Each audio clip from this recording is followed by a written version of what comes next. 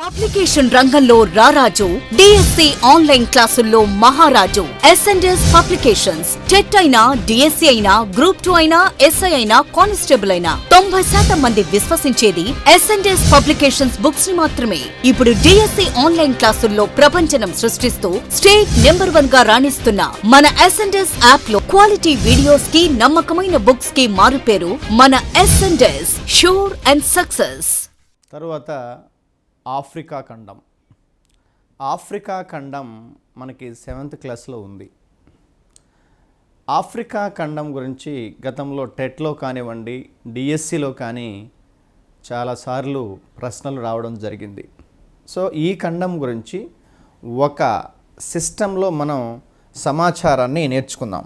చూడండి, ఈ ఆఫ్రికా ఖండం గురించి మనం ఏమి నేర్చుకుంటున్నామంటే, ఆఫ్రికా ఖండము ఉనికి పరంగా ప్రపంచ పటంలో ఎక్కడ విస్తరించి ఉంది, ఆఫ్రికా ఖండము యొక్క సరిహద్దులేంటి, అలాగే ఈ ఖండము యొక్క ప్రత్యేకతలేంటి, అంతేకాదు ఈ ఖండాన్ని చీకటి ఖండం అని ఎందుకు పిలుస్తున్నాం,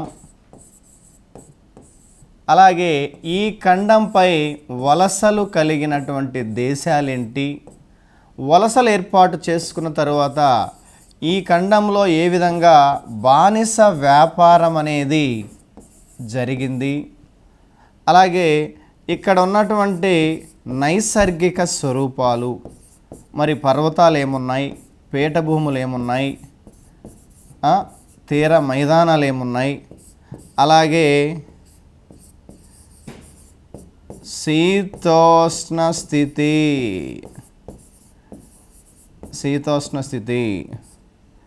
అలాగే ఇక్కడ ఉన్నటువంటి వృక్ష సంపద, ఇక్కడ ఉండేటువంటి వ్యవసాయము, ఇక్కడ ఉండేటువంటి ఖనిజ సంపద. సో ఈ అంశాలను ఒక ఆర్డర్లో మనం నేర్చుకోవాల్సిన అవసరం ఉందన్నమాట.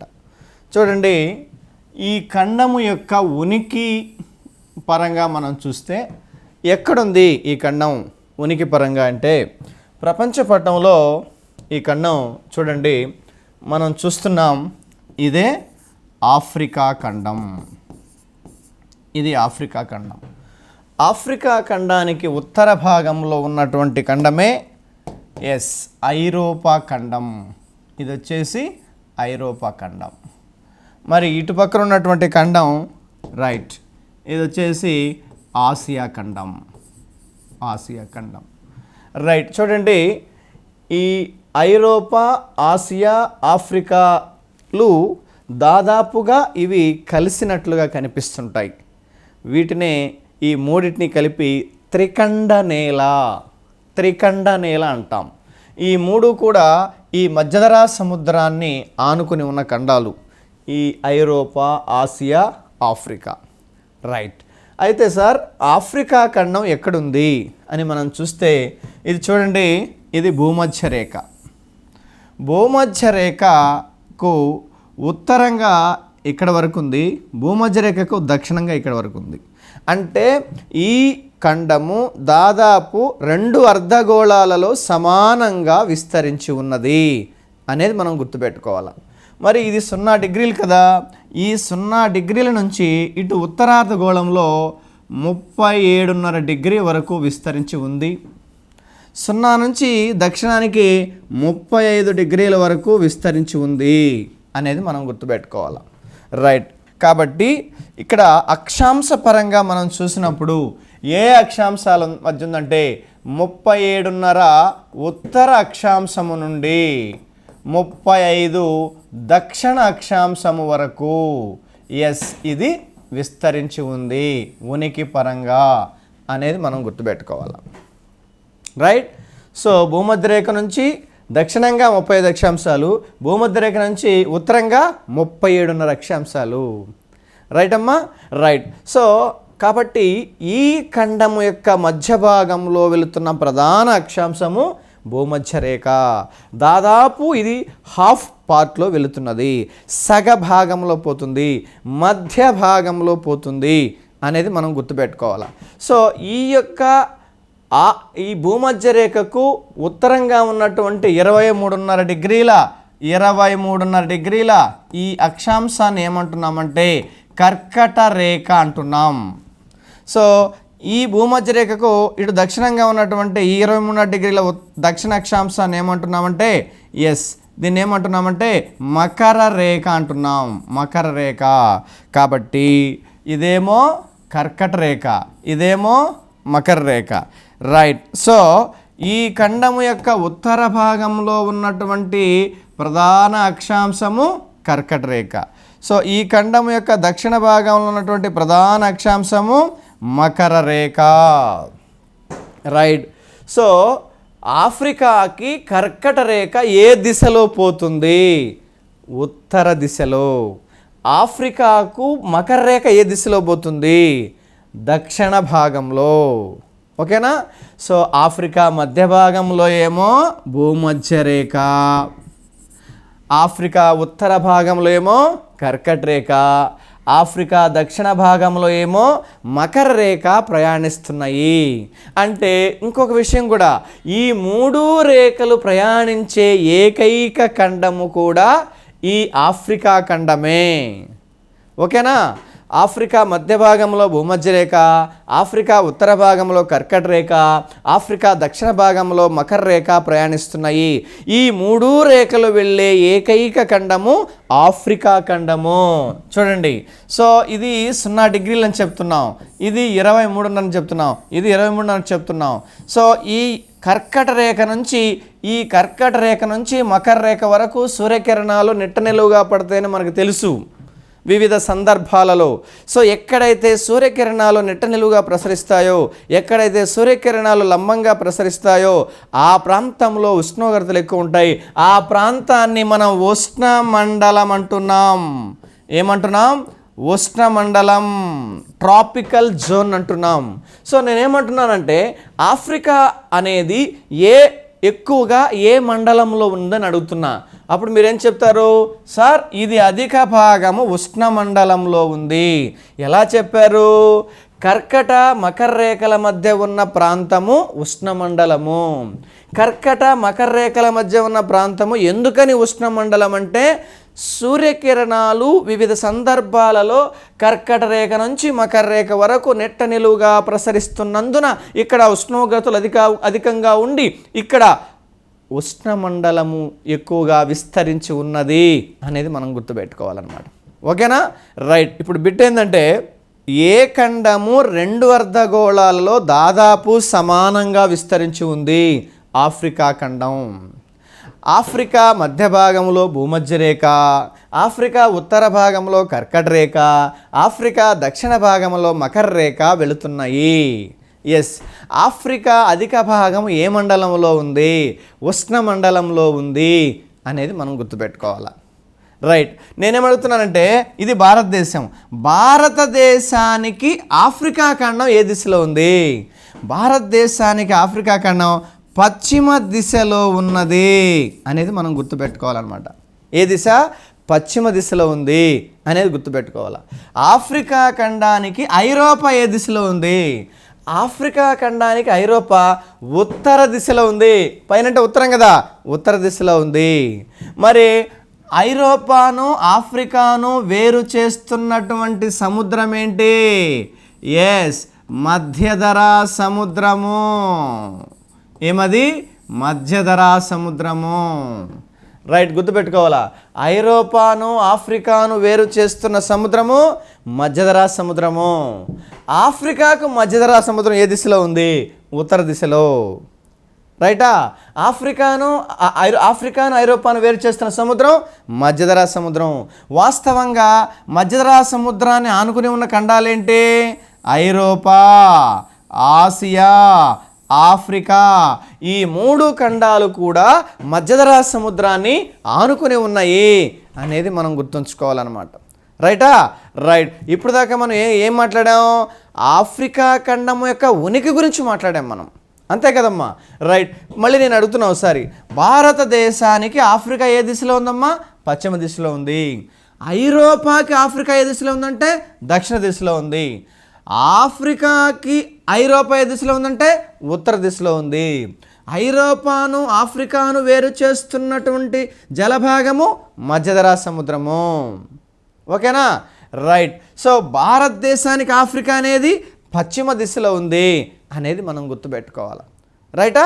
రైట్. ఇది ఆఫ్రికా ఖండము యొక్క ఉనికికి సంబంధించినటువంటి సమాచారం. మరి ఆఫ్రికా గురించి తర్వాత ఏం నేర్చుకుంటున్నాం? ఆఫ్రికా ఖండము యొక్క సరిహద్దులు ఏంటి అని చెప్తున్నాను, నేను అడుగుతున్నా. రైట్, చూడు.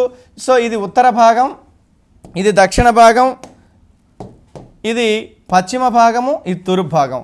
సో ఈ ఉత్తర భాగంలో ఏముంది, ఈ దక్షిణ భాగంలో ఏముంది, ఈ పశ్చిమ భాగంలో ఏముంది, ఈ తూర్పు భాగంలో ఏముందో మనం చూడాలా. రైట్, ఉత్తర భాగంలో ఏముందమ్మా? ఎస్, ఉత్తర భాగంలో మధ్యధరా సముద్రం ఉంది. రైట్. దక్షిణ భాగంలో దక్షిణ మహాసముద్రం ఉంది. రైట్. పశ్చిమ భాగంలో అట్లాంటిక్ మహాసముద్రం ఉంది. తూర్పు భాగంలో ఎర్ర సముద్రం ఉంది. ఎర్ర సముద్రం చూడండి, ఇక్కడ నేను షేడ్ చేస్తున్నా చూడండి, ఈ షేడ్ చేస్తున్నా కదా, దీన్ని ఎడెన్ సింధు శాఖ అంటున్నాం. దీన్ని ఏమంటున్నాం? ఎడెన్ సింధు శాఖ అంటున్నాం. సో దీనేంటిది? ఇది ఎర్ర సముద్రం, ఇది ఎర్ర సముద్రం. ఇదేంటిది? హిందూ మహాసముద్రం. కాబట్టి తూర్పు భాగంలో ఎర్ర సముద్రము, ఎడెన్ సింధు శాఖ, హిందూ మహాసముద్రం ఉన్నాయి. తూర్పు భాగంలో ఏమేమి ఉన్నాయమ్మా? ఎర్ర సముద్రము, అలాగే ఎడెన్ సింధు శాఖ, అలాగే ఏంటది? ఎస్, హిందూ మహాసముద్రము. ఒక్కసారి చూడండి, ఉత్తర భాగంలో ఏముంది? మధ్యధరా సముద్రము. దక్షిణ భాగంలో ఏముంది? దక్షిణ మహాసముద్రము. ఎస్, పశ్చిమ భాగంలో ఏముంది? పశ్చిమ భాగంలో ఇదేంటిది? ఎస్, పశ్చిమ భాగంలో అట్లాంటిక్ మహాసముద్రము. ఎస్, తూర్పు భాగంలో ఏముందని చెప్పాం? ఇది ఎర్ర సముద్రము, ఇది ఎడెన్ సింధు శాఖ, ఇది వచ్చేసి హిందూ మహాసముద్రము. సో దక్షిణ భాగంలో ఇక్కడ ఏముందమ్మా? దక్షిణ భాగంలో ఎస్, దక్షిణ మహాసముద్రం. రైట్. సో ఇది ఈ యొక్క ఆఫ్రికా ఖండానికి సరిహద్దులు. ఉత్తరాన ఏముందని చెప్పాము ఇక్కడ? ఎస్, ఉత్తరాన ఏముందని చెప్పాం? మధ్యధరా సముద్రం ఉందని చెప్పాం. దక్షిణాన ఏముందని చెప్పాం? దక్షిణ మహాసముద్రం ఉందని చెప్పాం. పశ్చిమాన ఏముందని చెప్పాం? అట్లాంటిక్ మహాసముద్రము. ఎస్, తూర్పునేముందని చెప్పాం? ఎర్ర సముద్రము, ఎడెన్ సింధు శాఖ, హిందూ మహాసముద్రము.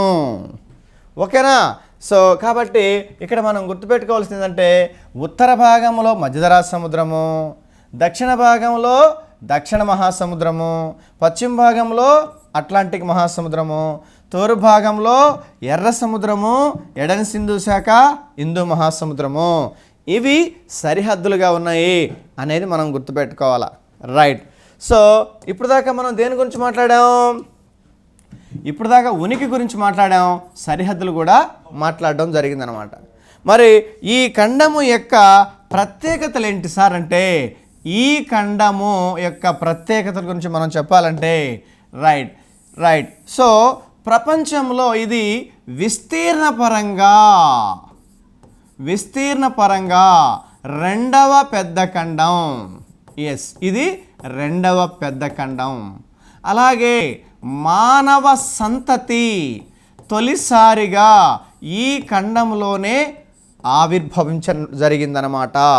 రైట్. అంతేకాదు, సో విశాలమైన పీఠభూములు కలిగిన ఖండం. ఏమున్నాయి ఇక్కడ? విశాలమైనటువంటి పీఠభూములు కలిగిన ఖండం. అంతేకాదు, పొడవైన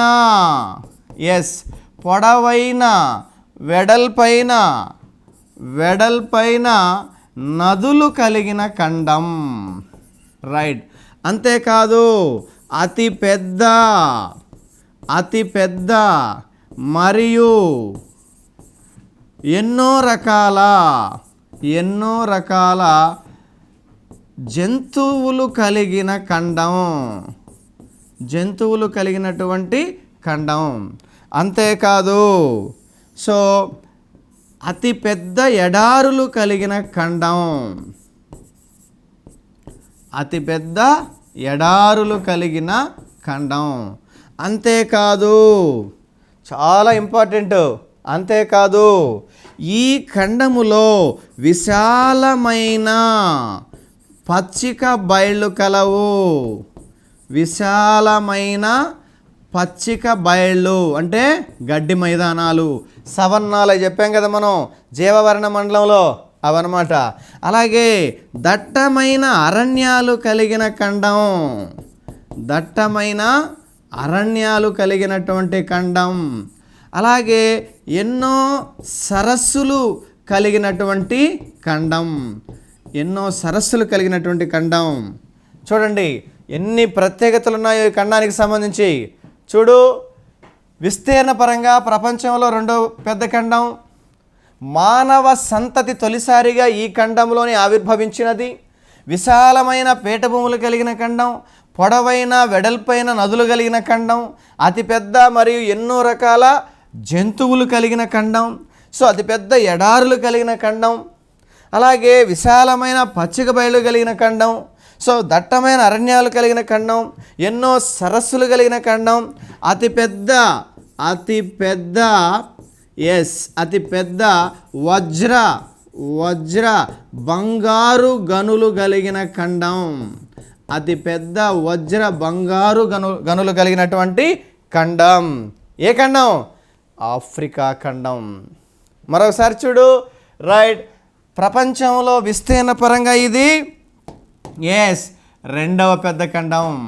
మానవ సంతతి తొలిసారిగా ఆఫ్రికా ఖండంలోనే ఆవిర్భవించినది. మరి విశాలమైన పీఠభూములు కలిగిన ఖండం, పొడవైన వెడల్పు అయిన నదులు కలిగిన ఖండం, అతిపెద్ద మరియు ఎన్నో రకాల జంతువులు కలిగిన ఖండం, అతిపెద్ద ఎడారులు కలిగిన ఖండం, విశాలమైన పచ్చిక బయళ్ళు కలిగిన ఖండం, దట్టమైన అరణ్యాలు కలిగిన ఖండం, ఎన్నో సరస్సులు కలిగిన ఖండం, అతిపెద్ద బంగారు వజ్ర గనులు కలిగినటువంటి ఖండం. మరి ఇంకా చెప్పాలంటే ఇది చీకటి ఖండంగా ప్రసిద్ధి చెందినది.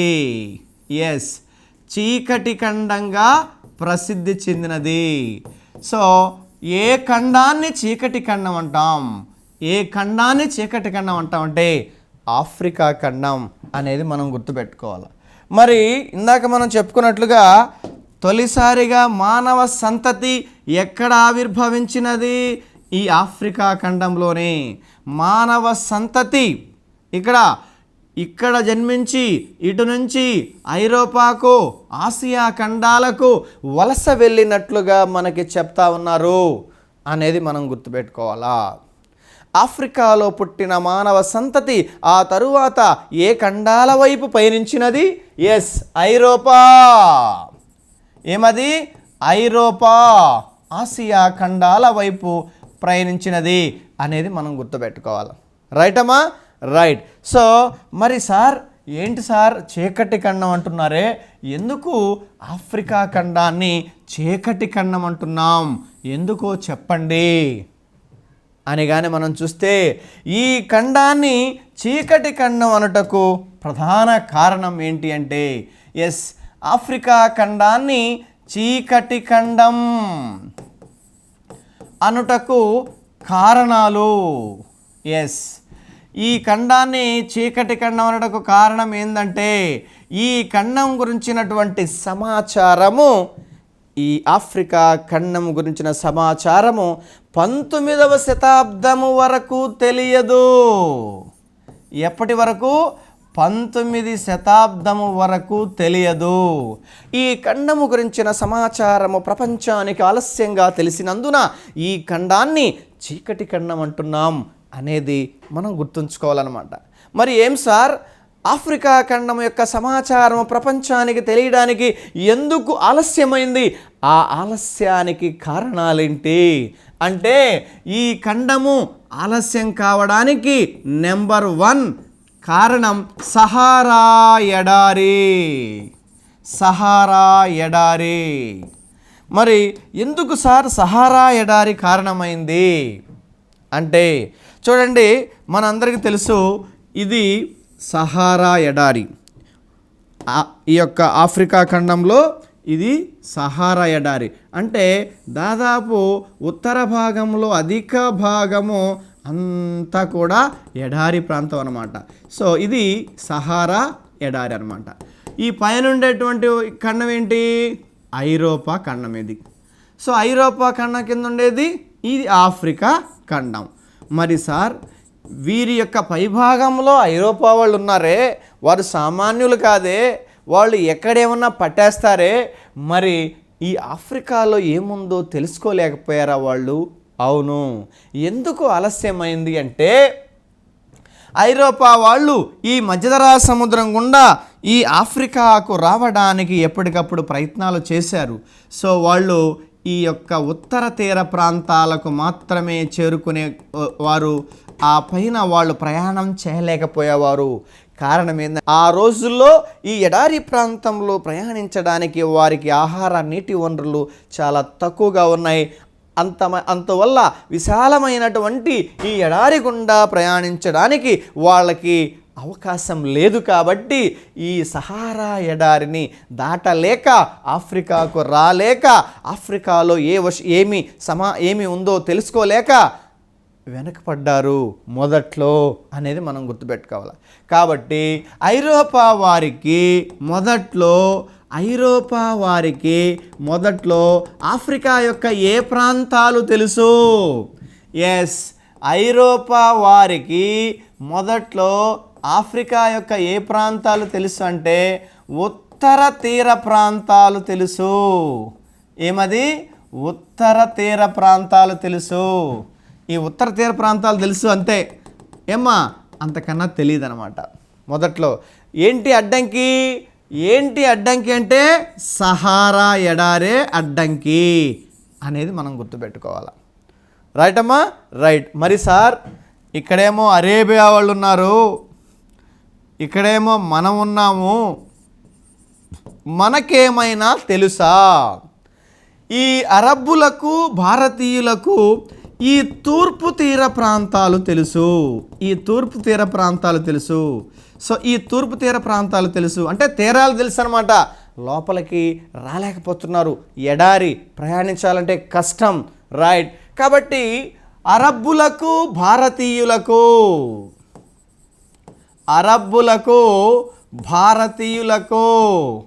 ఏం తెలుసమ్మా? ఎస్, తూర్పు తీర ప్రాంతాలు మాత్రమే తెలుసు అనేది మనం గుర్తుపెట్టుకోవాలి. కాబట్టి మొదట్లో ఈ ఐరోపా వారు ఈ ఆఫ్రికాకి చేరుకోవడానికి ప్రధాన అడ్డంకి ఏంటి? ఎస్, సహారా ఎడారి అనేది మనం గుర్తుపెట్టుకోవాలన్నమాట. రైట్. సో ఇక రెండవ విషయం ఏంటంటే ఈ ఆఫ్రికాకి మిగతా వాళ్ళు చేరుకోవడానికి అడ్డంకిగా మారిన రెండో విషయం ఏంటంటే వెచ్చని సముద్ర ప్రవాహాలు.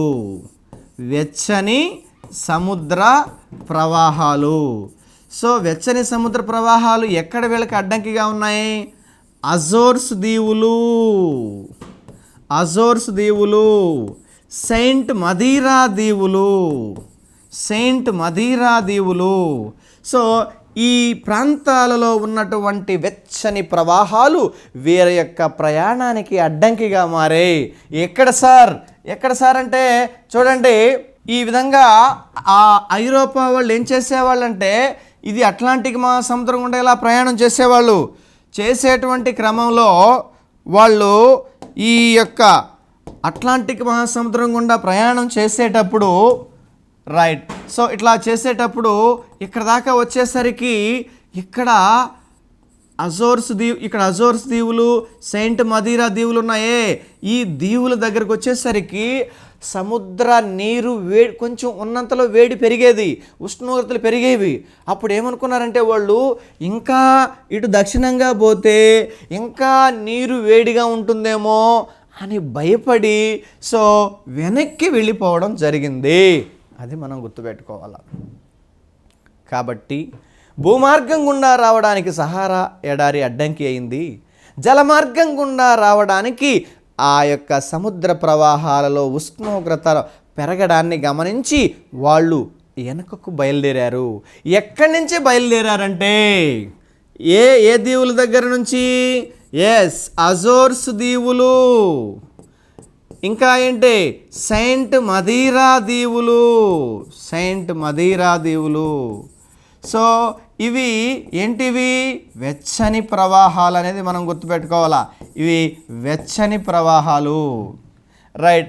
కాబట్టి ఆఫ్రికాకి ఐరోపా వారు చేరుకోవడానికి రెండవ అడ్డంకి ఏంటంటే వెచ్చని ప్రవాహాలు. ఏ దీవుల దగ్గర? అజోర్స్ దీవుల దగ్గర, సెయింట్ మదీరా దీవుల దగ్గర. ఏమైంది అక్కడికి వచ్చేసరికి?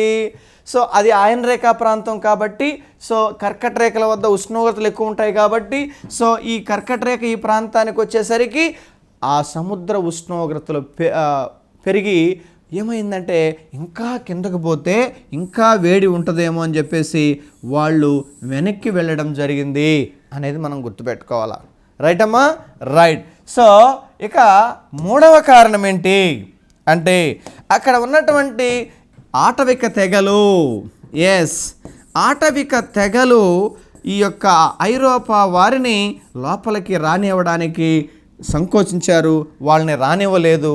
ఆ క్రమంలో వీళ్ళు లోపలికి ఎంటర్ కాలేకపోయారు. రైట్.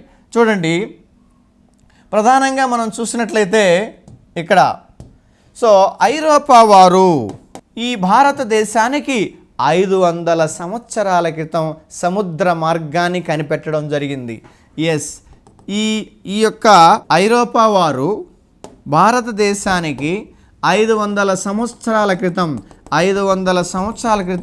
ఇలా ఆఫ్రికా దక్షిణ అగ్రం చుట్టూ ఇట్లా తిరిగి ఈ భారతదేశానికి సముద్ర మార్గాన్ని కనిపెట్టడం జరిగింది.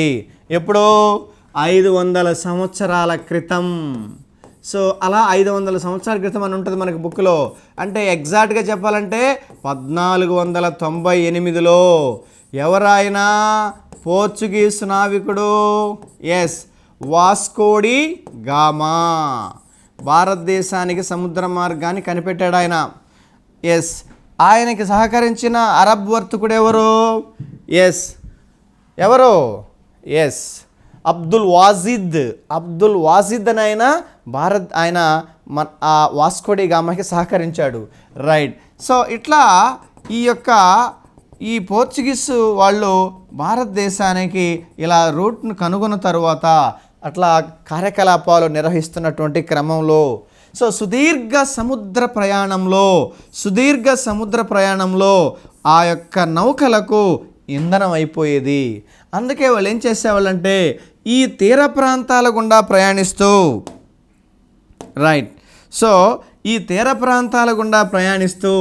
ఆ తీర ప్రాంతంలో ఆ యొక్క నౌకలకి ఇంధనం నింపుకునేటువంటి ప్రయత్నం చేసేవాళ్ళు అనమాట.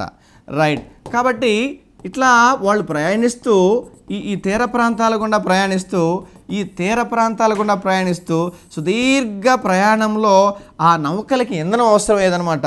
ఆ ఇంధనం నింపుకోవడానికి ఈ తీర ప్రాంతాలలో నౌకా స్థావరాలు ఏర్పాటు చేయడం జరిగిందనమాట.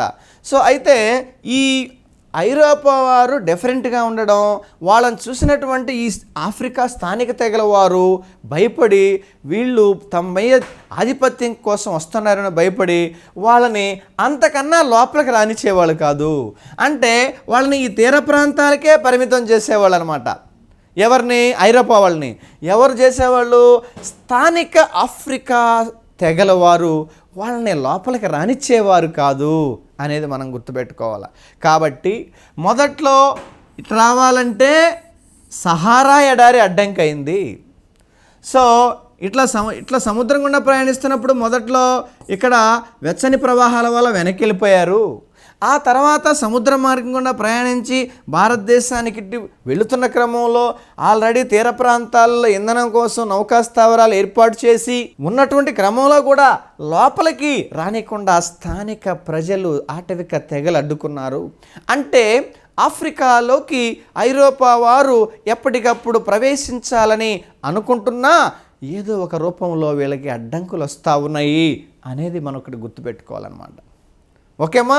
సో ఈ రకంగా వీళ్ళు చివరికి ఎట్లా ఎంటర్ అయ్యారంటే ఈ దక్షిణ భాగం గుండా ఎంటర్ కావడం జరిగింది. ఇలా ఆఫ్రికాలో మొదటగా అడుగుపెట్టిన ఐరోపా వారు ఎవరంటే పోర్చుగీస్ వారు అనేది మనం గుర్తుపెట్టుకోవాలి. ఆఫ్రికా ఖండంలోకి మొదటిగా అడుగుపెట్టినటువంటి ఐరోపా వారే పోర్చుగీసు వారు. ఆ పోర్చుగీసు వారు తర్వాత డచ్ వారు. డచ్ వారు ఏం చేస్తారు, ఈ దక్షిణ భాగంలో కొన్ని ప్రాంతాలలో వ్యవసాయం చేస్తున్నప్పుడు, ఆ వ్యవసాయంలో భాగంగా బావులు తవ్వుతున్నప్పుడు అక్కడ బంగారు వజ్ర గనులు ఆవిష్కృతమైనప్పుడు ఆ విషయం తెలుసుకున్న ఈ బ్రిటిష్ వారు ఆ ప్రాంతానికి వచ్చి ఆ డచ్ వారితో ఘర్షణ పడతారు ఈ బంగారు ఈ వజ్ర గనుల విషయమై. అలాంటి ఘర్షణలో డచ్ వారు ఓడిపోతారు, బ్రిటిష్ వారు గెలుస్తారు. ఆఫ్రికాలో ఉన్న ఆ డచ్ వారిని ఏమని పిలిచేవాళ్ళంటే, ఆఫ్రికాలో ఉన్నటువంటి ఆ వ్యవసాయం చేస్తున్నటువంటి డచ్ వారిని ఏమని పిలిచేవారంటే బోయర్లు అనే పిలిచేవాళ్ళు. సో ఈ డచ్ వారికి బ్రిటిష్ వారికి ఇక్కడ యుద్ధం జరుగుతుంది. సో ఏ విషయమై, ఇక్కడ ఉన్నటువంటి బంగారు వజ్ర గనుల విషయమై. సో ఆ గనుల విషయం ఈ బోయర్లను పిలువబడేటువంటి డచ్ వారికి బ్రిటిష్ వారికి యుద్ధం జరుగుతుంది. ఈ యుద్ధాలనే బోయర్ల యుద్ధాలని పిలుస్తున్నాం. అట్టి బోయర్ల యుద్ధాలలో ఓడిపోయినటువంటి డచ్ వారు బ్రిటిష్ వారి యొక్క ఆధిపత్యాన్ని అంగీకరించి ఆ ప్రాంతాన్ని వారికి అప్పగిచ్చి వాళ్ళు కొన్ని చిన్న ప్రాంతాల్లో సెటిల్ కావడం జరిగింది. ఇక బ్రిటిష్ వారు ఈ యొక్క ఆఫ్రికా దక్షిణ భాగంలో ఎంటర్ అయ్యి ఆఫ్రికాలో ఉన్నటువంటి అనేక ప్రాంతాలను ఆక్రమిస్తారు. ఇలా ఆఫ్రికాలో ఒక్క బ్రిటిష్ వారిదైన ఆధిపత్యము, బ్రిటిష్ వాళ్ళు కొన్ని ఆక్రమించారు, ఫ్రాన్స్ వాళ్ళు కొన్ని ఆక్రమించారు, పోర్చుగల్ వాళ్ళు, ఇటలీ వాళ్ళు, జర్మనీ వాళ్ళు, బెల్జియం వాళ్ళు, ఇలా ఆఫ్రికాలో చాలా వరకు ఐరోపా దేశాలన్నీ తిష్టవేశాయి. ఆఫ్రికాలో అనేక దేశాలను వీళ్ళు ఆక్రమించి ఆఫ్రికాను వలసీకరించుకోవడం జరిగింది. అట్టి వలసలలో ఆధిపత్యం కలిగిన దేశం, అట్టి వలసలలో ఛాంపియన్గా నిలిచిన దేశం ఏంటంటే బ్రిటన్ అనేది మనం గుర్తుపెట్టుకోవాలి. కాబట్టి ఆఫ్రికాను వలసీకరించడంలో ముందున్న వారెవరు, ఆఫ్రికాలో ఎక్కువగా వలసలు ఎవరికి ఉన్నాయి, బ్రిటిష్ వాళ్ళకు ఉన్నాయి అనేది మనం గుర్తుపెట్టుకోవాలన్నమాట. ఈ విధంగా సమస్త ఆఫ్రికాని ఐరోపా వారు ఆక్రమించడం జరిగింది. అనేక సంవత్సరాల పాటు ఆఫ్రికాను వాళ్ళు పరిపాలించి అక్కడ ఉన్నటువంటి సహజ వనరులను దోపిడీ చేయడం జరిగింది. అంటే ఒక్క ఆసియా ఖండమే కాదు, ఆఫ్రికా ఖండము, ఈ లాటిన్ అమెరికా దేశాలను బ్రిటిష్ వాళ్ళు ఆక్రమించారు. ఈ లాటిన్ అమెరికాలనే కాదు, మనం చెప్తున్నటువంటి యుఎస్ఏ సైతము, ఇప్పుడు మనం యుఎస్ఏ అంటున్నామే, ఇప్పటి అగ్రరాజ్యం అని చెప్తున్నామే, అది 16వ శతాబ్దంలోనే ఆక్రమణకు గురైంది బ్రిటిష్ వారి చేత. 500 సంవత్సరాల క్రితం లేదా 16వ శతాబ్దంలో ఈ యొక్క అమెరికాను బ్రిటిష్ వారు ఆక్రమించడం జరిగింది. ఇట్లా బ్రిటిష్ వారు యుఎస్ఏని ఎప్పుడు ఆక్రమించారని చెప్తున్నాం, 500 సంవత్సరాల క్రితం. ఏ శతాబ్దం అని చెప్తున్నాం, 16వ శతాబ్దము. ఏంటది, 16వ శతాబ్దం. ఈ అమెరికాను ఆక్రమించిన బ్రిటిష్ వారు ఆ తరువాత అనేక దేశాలను, ఇక్కడ ఆఫ్రికా దేశాలను ఆక్రమించారు, ఆసియా దేశాలను ఆక్రమించారు, ఆస్ట్రేలియాను ఆక్రమించారు. ఇట్లా ప్రపంచంలోనే ఎక్కువగా వలసలు కలిగిన దేశం బ్రిటన్. వాళ్ళకి ఈ గ్రీనిచ్ రేఖకు ఆ పక్క వలసలు ఉన్నాయి, ఈ పక్క వలసలు ఉన్నాయి.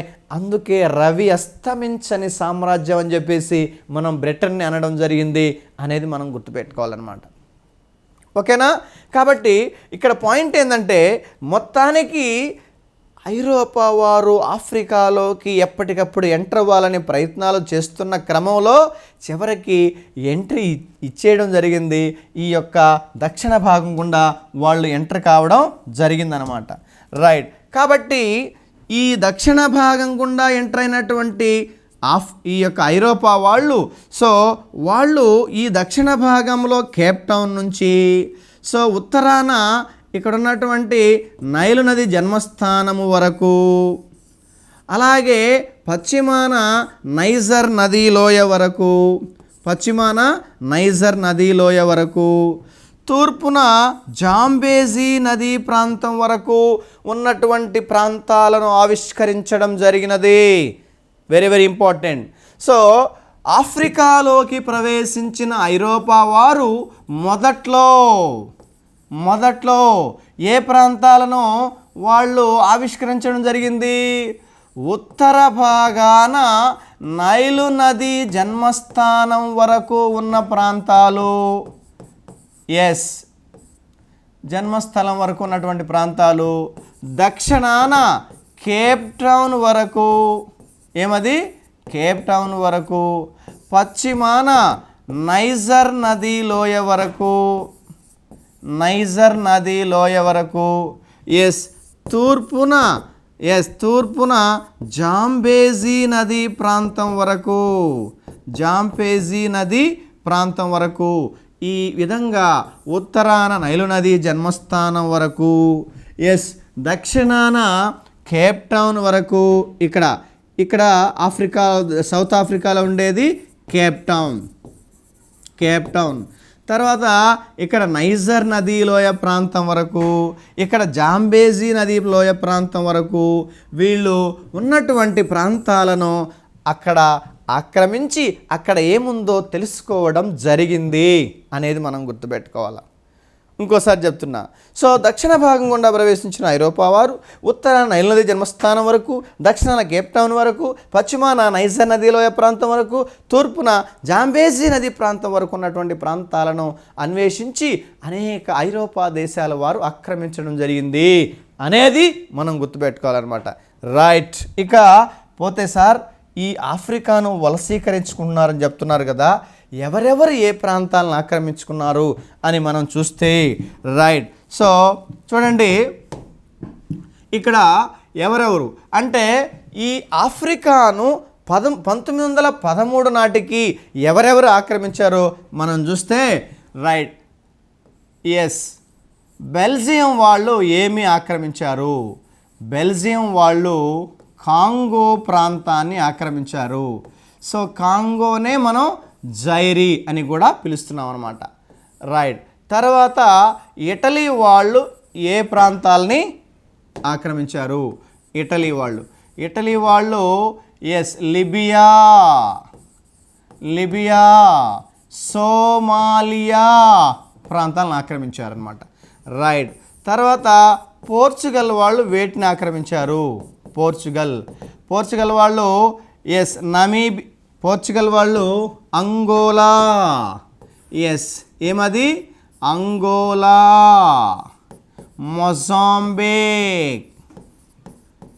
మొజాంబిక్ ప్రాంతాలను ఆక్రమించారు. తర్వాత ఇంకా ఏం ఆక్రమించారు సార్? బ్రిటన్ వాళ్ళు ఏ ప్రాంతాలను ఆక్రమించారు? బ్రిటన్ వాళ్ళు సౌత్ ఆఫ్రికా, జింబాబ్వే,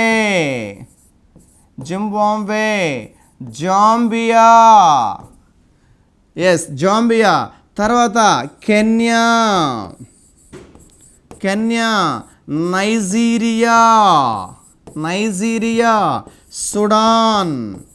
సుడాన్, అలాగే ఈజిప్ట్. ప్రధానంగా ఈ దేశాలను ఎవరు ఆక్రమించారమ్మా? బ్రిటన్ ఆక్రమించడం జరిగింది. ఓకేనా? రైట్. ఇంకా సార్ ఫ్రాన్స్ వాళ్ళు ఏ ప్రాంతాలను ఆక్రమించారు సార్? ఫ్రాన్స్ వాళ్ళు అల్జీరియా, అల్జీరియా. ఇంకా మొరాకో, అలాగే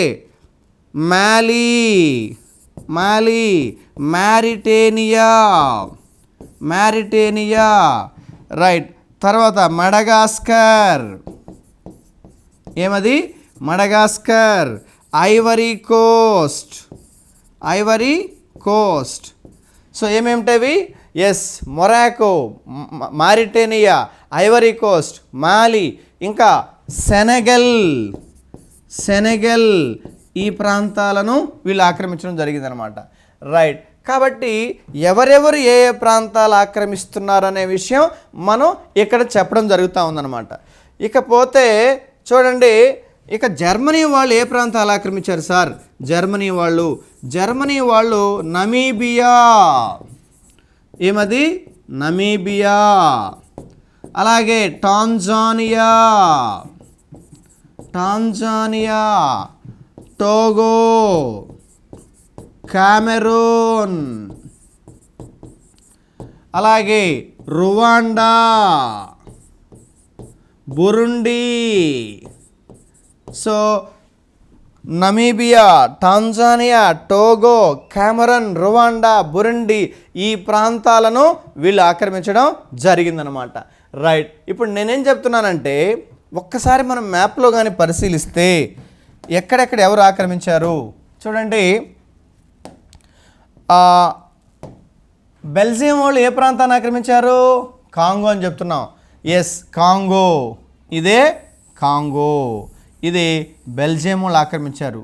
తర్వాత ఇది జైరీగా పిలువబడుతుంది అనమాట. ఓకేమ్మా, రైట్. తర్వాత ఇటలీ వాళ్ళు లిబియా, చూడు ఉత్తరాఫ్రికాలో ఉంటుందన్నమాట, ఉత్తరాఫ్రికాలో ఉంటుంది. లిబియా, సోమాలియా, ఇది సోమాలియాని ఆక్రమించారు. ఎవరు? ఇటలీ వారు. మరి పోర్చుగల్ వాళ్ళు ఏం ఆక్రమించారమ్మా? అంగోలా, చూడండి అంగోలా. తర్వాత మొజాంబిక్ని ఆక్రమించారు. ఎవరు? పోర్చుగల్ వాళ్ళు. తర్వాత బ్రిటన్ వాళ్ళు చూడండి, బ్రిటన్ వాళ్ళు ఎన్ని ఆక్రమించారో? సౌత్ ఆఫ్రికా, ఏమది సౌత్ ఆఫ్రికా, జింబాబ్వే, తర్వాత జాంబియా, రైట్. తర్వాత ఏమి? కెన్యా, తర్వాత ఏంటి? సుడాన్, తర్వాత ఈజిప్ట్. సో చాలా ముఖ్యమైనది నైజీరియా, ఏమది? నైజీరియా. అంటే south Africa, Zambia, Zimbabwe, Kenya, Nigeria, Sudan, Egypt ప్రాంతాలను ఆక్రమించింది ఎవరు? ఎస్, ఎవరు? బ్రిటన్ వాళ్ళు ఆక్రమించారు అనేది మనం గుర్తుపెట్టుకోవాలి. ఇక ఫ్రాన్స్ వాళ్ళు ఏం ఆక్రమించారు సార్? చూడండి, ఫ్రాన్స్ వాళ్ళు మొరాకోని ఆక్రమించారు, ఇక్కడ ఉండేటువంటి అల్జీరియాని ఆక్రమించారు, ఇక్కడ మాలీని ఆక్రమించారు, అట్లాగే మారిటేనియా ఆక్రమించారు, సెనగల్ని ఆక్రమించారు. ఎవరు? ఫ్రాన్స్ వాళ్ళు. అలాగే మడగాస్కర్ని ఆక్రమించారు. Yes, Algeria, Morocco, Mali, Mauritania, Madagascar, Ivory Coast, Senegal. So ఇక్కడ ఉండేటువంటి ఐవరీ కోస్ట్ని ఆక్రమించారు, ఐవరీ కోస్ట్. సో ఇవన్నీ ఎవరు ఆక్రమించారు? ఎస్, ఫ్రాన్స్ వాళ్ళు ఆక్రమించడం జరిగింది, అది మనం గుర్తుపెట్టుకోవాలి. ఇక జర్మనీ వాళ్ళు ఏ ప్రాంతాలు ఆక్రమించారు సార్? జర్మనీ వాళ్ళు Namibia, Tanzania, yes, Rwanda, Burundi, చూడండి Rwanda, Burundi, Cameroon, yes Cameroon. So ఈ కామెరూన్ని ఆక్రమించారు. అలాగే టోగోని ఆక్రమించారు. కాబట్టి Namibia, Tanzania, Togo, Cameroon, Rwanda, Burundi ఈ ప్రాంతాలను ఆక్రమించడం జరిగింది అనేది మనం గుర్తుపెట్టుకోవాలి. సో ఇట్లా ఆఫ్రికాను అన్ని దేశాలు కూడా ఆక్రమించడం జరిగింది ఐరోపా వాళ్ళు. మరి వాళ్ళలో ఎవరు సార్ ఛాంపియన్, ఎవరు సార్ ఎక్కువగా ఈ యొక్క ఆఫ్రికా మీద ఆధిపత్యం చలాయించింది అంటే ఎవరంటే వాళ్ళే బ్రిటిష్ వాళ్ళు అనేది మనం గుర్తుపెట్టుకోవాలి. బిట్ ఎలా అంటాడు, బిట్ ఎలా ఇస్తాడు, నైజీరియా అనేది ఎవరి వలస అంటాడు. అప్పుడేం చెప్పాలి, అది బ్రిటిష్ వారి వలస అని చెప్తాం. సో అంగోలా అనేది ఎవరి వలస అని చెప్పారనుకోండి, ఎవరి వలస, పోర్చుగల్ వారి వలస. ఓకేనా. మొజాంబిక్ అనేది ఎవరి వలస, ఎస్ పోర్చుగల్ వలస. కాంగో అనేది ఎవరి వలస, బెల్జియం వారి వలస. ఏ వలస ఎవరిది అనేది ఇక్కడ మనం చూస్తున్నాం అన్నమాట. ఈ విధంగా ఆఫ్రికా దేశాలను బ్రిటిష్ వారు వలసీకరించుకోవడం జరిగింది. ఆ ఆఫ్రికాను ఆక్రమించే విషయమై ఐరోపా దేశాల మధ్య పెద్ద ఎత్తున ఘర్షణలు జరిగాయి. ఆ ఘర్షణలు తారాస్థాయికి చేరి ఆ ఘర్షణలు మొదటి ప్రపంచ యుద్ధానికి ఒక కారణమయ్యాయి. అంటే ప్రపంచ రాజకీయాలను సైతము ఆఫ్రికా వలసీకరణ ప్రభావితం చేసింది అనేది ఇక్కడ మనం గుర్తుపెట్టుకోవాలి. ఆ రోజుల్లో ఐరోపా వారు ఆఫ్రికాలో మాకు వలస ఉండడం ఒక గౌరవం అని భావించారు వాళ్ళు, ఒక ప్రెస్టేజ్గా తీసుకున్నారు వాళ్ళు. అందుకే ఆఫ్రికాను ఎవరు ఆక్రమించాలనే విషయంలో వీళ్ళు పడ్డ ఘర్షణలు మొదటి ప్రపంచ యుద్ధానికి ఒక కారణమయ్యాయనే విషయం నువ్వు తెలుసుకోవాలి అని ఇక్కడ చెప్తా ఉన్నా. రైట్ అమ్మా, రైట్. కాబట్టి ఆఫ్రికాను వలసీకరించుకోవడంలో ఆధిపత్యం ఎవరిదే, బ్రిటిష్ వారిదే. ఆక్రమించడమే కాదు, మంచి మంచి ప్లాట్స్ కొట్టేశారు వాళ్ళు. మంచి ఇక్కడ సౌత్ ఆఫ్రికా తీసుకుంటే బంగారం, వజ్రాలు, ఇనుము, మాంగనీస్ లాంటి ఖనిజాలు ఉన్నాయి. అంతేకాదు గోధుమ పంట బాగా పండుతుంది, గొర్రెలు బాగా ఇక్కడ పెంచుతారు. ఒక పక్క ఈజిప్ట్ తీసుకుంటే నాణ్యమైన పత్తి ఇక్కడ లభిస్తుంది. ఇట్లా వాళ్ళు వలసల విషయంలో తీసుకెళ్లారనమాట.